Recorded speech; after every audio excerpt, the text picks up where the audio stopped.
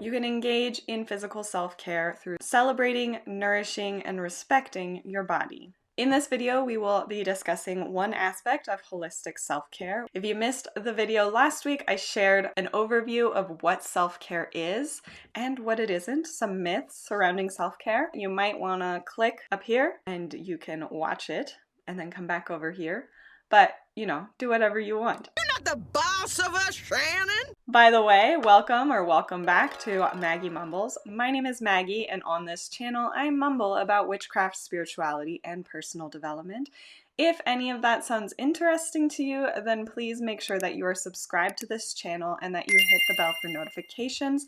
I try to put out new videos on Tuesdays. Every single week. Let's talk about physical self-care. Physical self-care is all about honoring your body, which is a physical vessel for your consciousness and your spirit. It starts with building a healthy relationship with your body. Because if you don't have a healthy relationship with your body, then you don't really have a motivation to care for your body. So a lot of this is about recognizing your body as it is right now and loving it. We are going to be talking a little bit about exercise, diet, and boundaries. Some of this can be a little bit uncomfortable to talk about due to some associations that are rooted in previous expectations and experiences, and that can make it harder to love and accept the body as it is. So I want you to remember that self-care for your body, physical self-care, is not about trying to change your body into something else. It is really about caring for the body that you have as best as you can and recognizing that you are worthy of that care. So the first type of physical self-care we are going to be talking about is celebrating your body.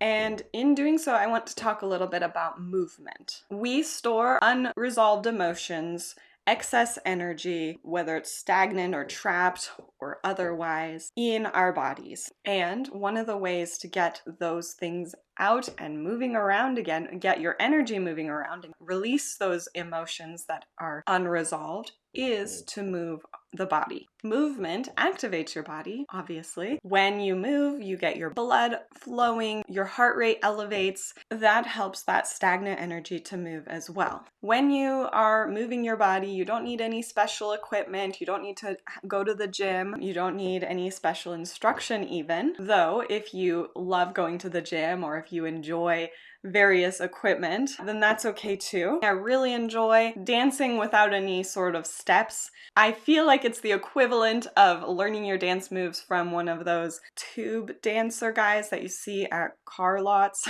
used car lots or car washes or things like that, where they're moving all around. If you get your dance moves from that guy, then it's really fun. I find it fun. So basically you just turn on the music and let your limbs move, bending and snapping. Oh my God, the bend and snap works every time. I just saw a spider on the ground.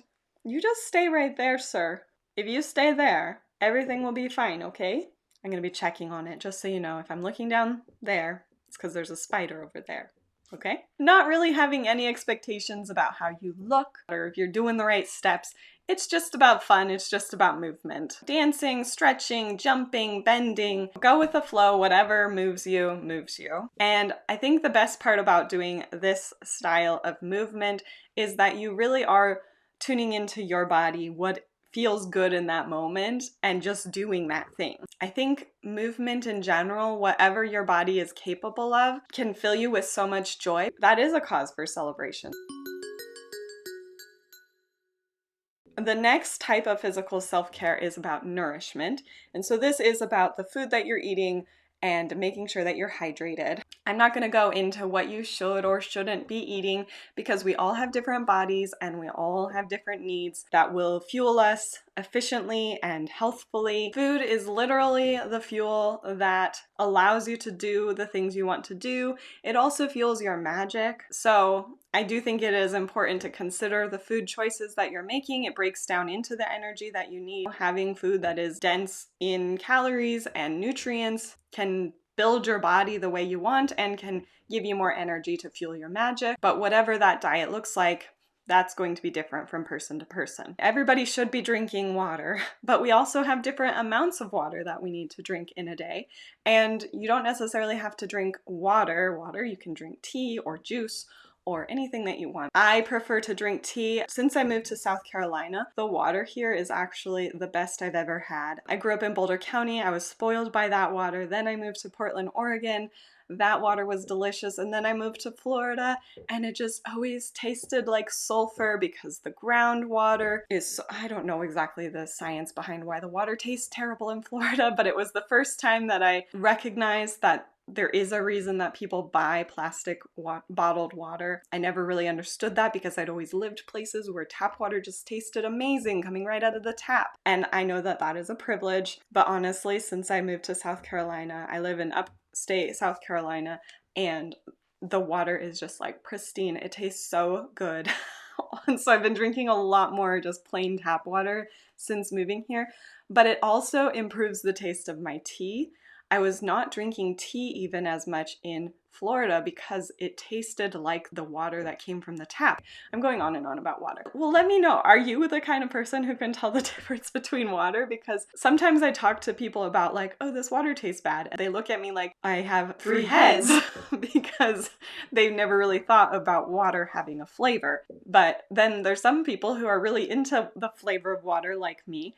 And so if you're one of those people, let me know. You're my people. But staying hydrated, eating enough food, enough calories that you can do the things that you want to do is very important. So whatever you eat, whatever you like to drink, you do you. Just make sure that you are eating and drinking.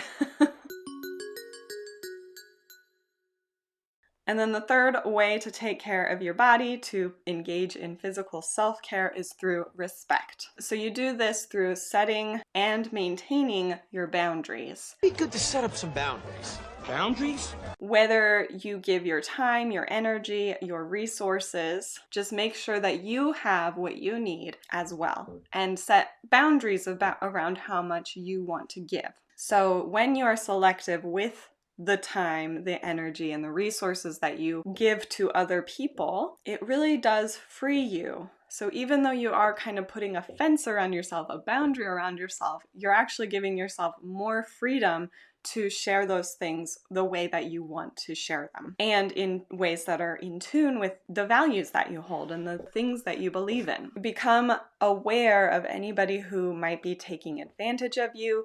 Remember that no is a full sentence. You can tell people no, that is a hard boundary. But if you struggle with saying no, if you follow it up with the word because, and no matter what you say after because, people tend to agree with you simply by using the word because. But I also think it's important when it comes to setting boundaries around how much of your time, energy, and resources that you're sharing, you also have to maintain that boundary. So when somebody does cross into what you're not comfortable with, you have to tell them they've crossed a boundary and that you don't appreciate that.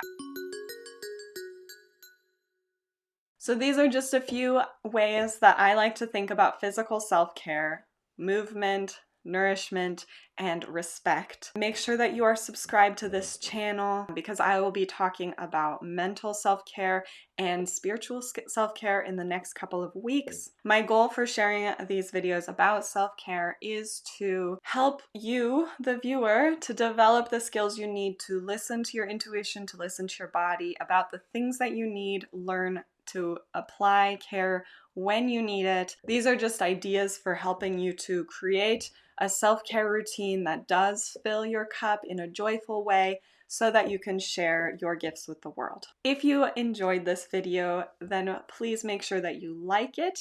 It really does help this channel to grow. It puts the video in front of other witchy type people who might be interested in this topic as well. And then you can also check out this other video. I think it's over here. No, it's probably over here. I think it's over there. She figured it out. Check out this video. I hope to see you next time. Thank you so much for watching, and I'll see you soon.